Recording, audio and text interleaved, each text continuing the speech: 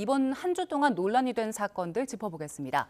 배상훈 프로파일러와 함께 분석합니다. 어서 오세요. 안녕하세요. 예, 조금 전 저희가 리포트로 이제 김하성 선수와 후배 임혜동 씨의 진실 공방으로 간 사건을 봤는데 이제는 처음엔 고소로 시작됐다가 진실 공방이 돼버렸네요.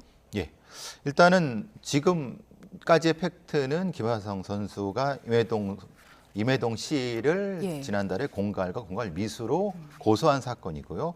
그건 뭐냐면 아마 2021년 12월쯤에 어떤 뭐 몸싸움 비슷한 것이 있었는데 그걸로 이제 합의를 한 것 같습니다. 당시 합의 내용은 한 4억 원 정도로 합의를 했고 아마도 지금 나오는 건 비밀 유지 조항이 있었던 것 같습니다. 입을 다물자.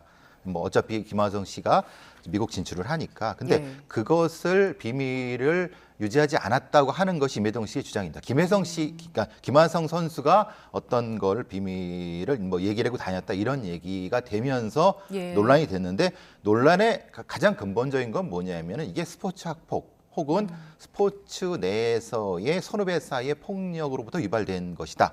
라고 하는 것이 사실은 임혜동 씨의 주장 같습니다. 왜냐하면 상습적으로 폭행을 했다. 그러니까 말하자면 기분 안 좋다고 때리고 술자리에서 때리고 상습 폭행했고 그랬는데 그거를 일정 정도 21년에 합의를 했는데 그 뒤에 미국에 진출해서 로드 매니저 일할 때도 똑같이 그랬다. 그러니까 그것에 대한 여러 가지 것 때문에 본인은 감정이 있는 거고 근데 그것과는 별개로 어쨌든 그 관련된 부분에 있어서 김하성 씨를 공갈했다라고 하는 것이 김하성 씨의 주장입니다. 그러니까 팩트는 어느 정도까지는 있는 것 같은데 그게 법적인 건지 감정적인 건지는 좀 구분을 해봐야 될 것 같습니다. 이건 앞으로 좀 더 드러날 부분들이 많은 건데 2년 전에 폭행 사건이 일어났고 합의금을 일단 줬습니다. 그 이후에 김하성 선수가 미국 메이저리그로 진출을 했잖아요. 이때 임혜동 씨가 김하성 선수 따라서 미국으로 갔고 로드 매니저로 활동을 했습니다.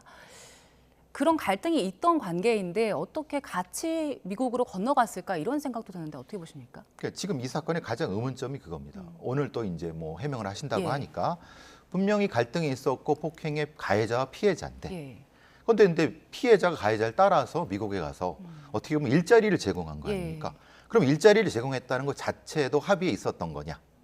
이렇게도 한번 해명을 해봐야 될 것 같습니다. 왜냐하면 자신이 피해자라고 해서 갈등이 있던 사람한테 4억이나 주고 합의를 했는데 그 뒤에 그러니까 여러 가지 일을 봐주는 직장을 제공했다라고 하는 것이 서술적으로 설명이 안 되지만은 근데 다른 사건, 미국의 여러 가지 흔히 말하는 매니지먼트와 관련된 사건의 예를 보면은 이런 경우가 존재합니다. 그러니까 일종의 서로 간의 비밀 합의죠.